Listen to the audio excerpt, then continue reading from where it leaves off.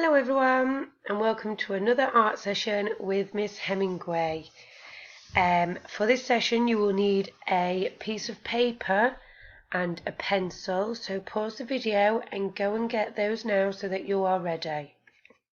As you know, we are looking at the art of Wu Guanzong and especially looking at his blossom tree paintings because we are hoping to make our own version of these by the end of the week.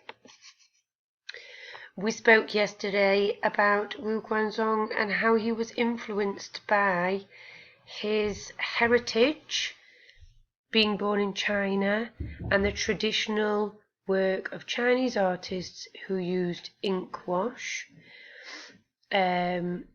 which was black ink built up with delicate brush strokes to make really realistic ink drawings, paintings. And also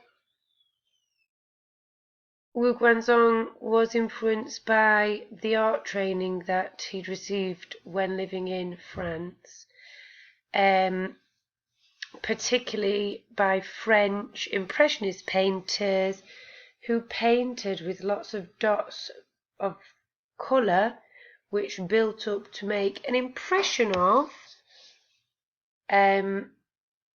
quite realistic impression of landscapes, but maybe not trying to be as exact as the traditional Chinese ink wash.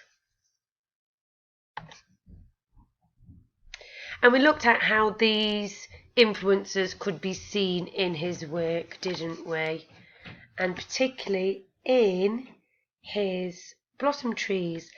Now, Wu Guanzong liked to study nature, and China's quite famous for its blossom trees, particularly its cherry blossom trees. So he did like to study those, and he made some quite amazing paintings. Let's see, which ones do you like? I like this one with the white blossom, and you can see the temple up here in the background. I particularly like this one because the shapes of the branches are quite striking, and I can see the Chinese ink wash influence there. Can you?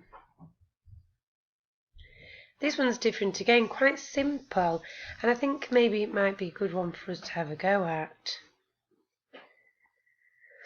Today we will be developing our observational drawing skills.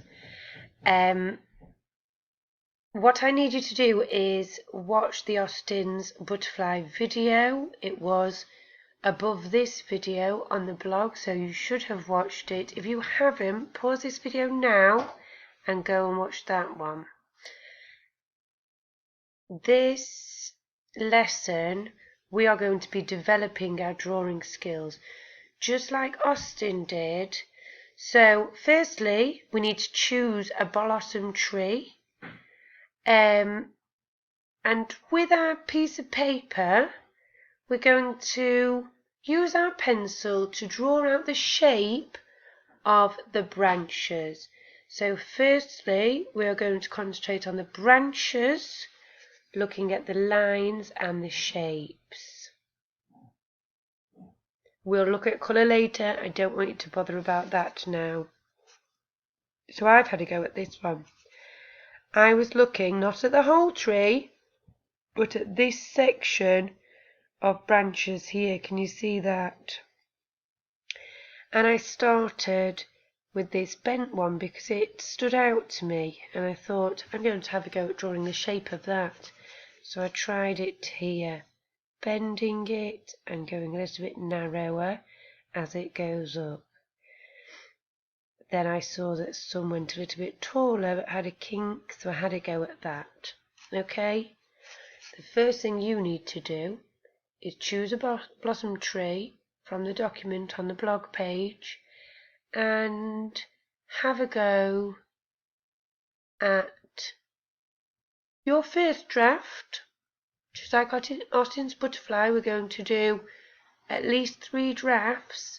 Have a go at your first draft.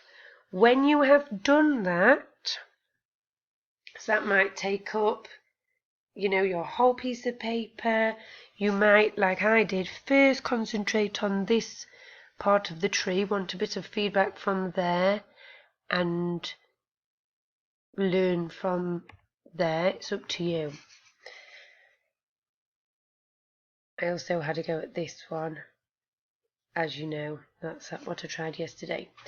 When you're finished, I want you to give your drawing to a grown-up or a brother or sister and ask them, how can I improve my work? What have I done really well, and what could I try to do a little bit better? And just like Austin, I want you to listen to the feedback and have another go. So I'm wondering what you might say about mine. I don't know if this branch here looks maybe a bit too thick. This one looks thinner. So you might tell me to work on that. It might be about the shape, the size. Go away and have a second try at your artwork. When you've had your second try, you will do the same thing. You will ask a grown-up or a brother or sister, is this one better? What have I done really well this time? And what do I need to try and improve this time? Have I got it right? There's always something that you can improve on, remember. And they might say to you, yes, this is much better. Maybe just a little bit more. Maybe you could fix that shape a little bit more. Make your branches a little bit longer. Okay, remember we're not doing any colour at all today. When you've got your second feedback, you will draw your tree a third time. Okay, a third time. This time, really trying to work on that feedback to get it perfect. Anything your grown-up or brother or sister says, does your tree need to be bigger? Does it need to be smaller? Do you need to be more careful with your detail? Listen to what they say and include it. And when you've done that, you might then have your final drawing. Okay? We will be adding colour tomorrow. Today I want you to take that feedback and keep drawing your tree, the shape of your tree, until you've got it perfect. And when you've got it perfect, you might add some shape for the blossoms. Let's have a go. So I can see on mine, remember we're not actually doing the colour, we're just looking at the shape. So there's definitely going to be some blossoms on mine round here, isn't there?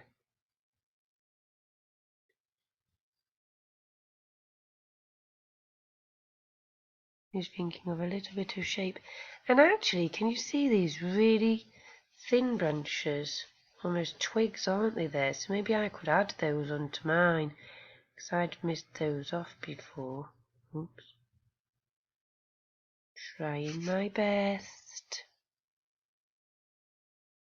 They cross over, don't they?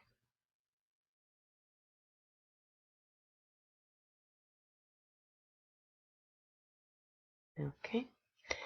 And I can see some blossoms are going to be here. So I'll draw those on so I remember. So I'm going to colour them in. And I'm going to keep going. Have fun drawing your tree. Remember to listen to your feedback and try your best to take it in and concentrate and implement it into your next drawing. Good luck, Year 2. I can't wait to see your final piece of artwork tomorrow. Goodbye.